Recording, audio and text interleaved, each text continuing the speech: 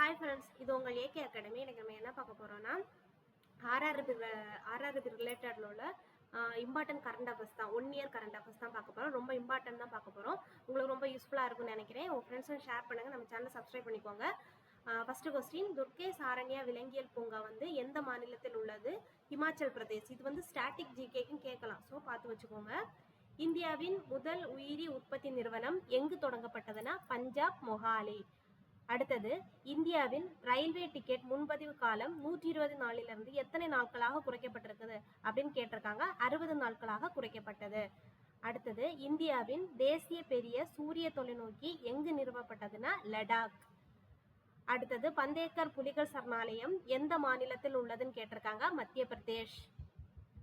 முதல் டிஜிட்டல் மக்கள் தொகை கடிகாரம் எங்கு தொடங்கப்பட்டதுன்னு கேட்டிருக்காங்க. கர்நாடகம், பெங்களூர். இந்தியாவின் முப்படை தலைவர் யார்னா அனில் சவுகான். இந்தியாவின் இராணுவ தளபதி வந்து உபேந்திர திரிவேதி. கடற்படை தலைவர் யார்னா தினேஷ் திரிபாதி. விமானப்படை தலைவர் வந்து அமர்பிரீத் சிங்.